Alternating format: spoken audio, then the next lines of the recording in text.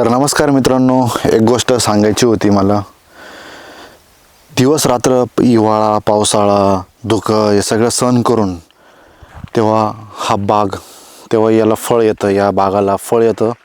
हे जे फळ आहे तुम्ही बघताय बघा, हे फळ येतं.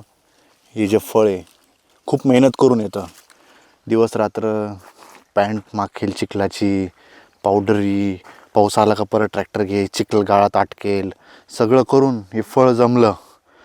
आणि काय हरामखोर मादरचोद भडवे मित्र असतात, ते आपल्याला द्राक्षांसाठी फोन करतात. आणि ते पण यांना पाहिजे फुकट.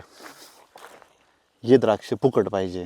म्हणजे त्याला दिवस रात्र मेहनत करून पिकवलेलं असतं हे फळ. खूप मेहनत असते, वर्षाची मेहनत असते, आणि ते फुकट पाहायला बघतं. अशा भडव्या मित्रांसाठी मी एकच सांगेन, त्याला काही कामधंदा तर राहत नाही.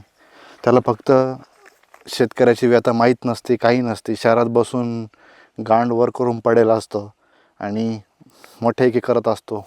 भावा तू द्राक्ष दिलं नाही, वाईट वाटलं. अरे तुला काय वाईट वाटणार झाट्या, इथं आम्हाला माहिती मेहनत काय असते ती.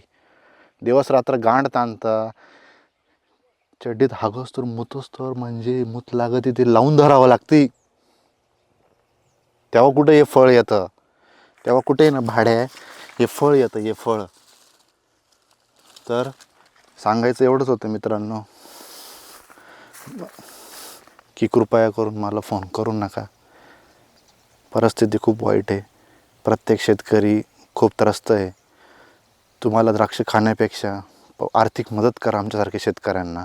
सपोर्ट सिस्टमसारखे उभे राहा. नुसते गांड ताणून वर पडलेले असतात, रील पाहत असता. एक द्राक्षाचा व्हिडिओ पाहिला का, रील पाहिली का लगेच फोन करणार. भिकाऱ्यासारखं करू नका. थोडी माणुसकी दाखवा.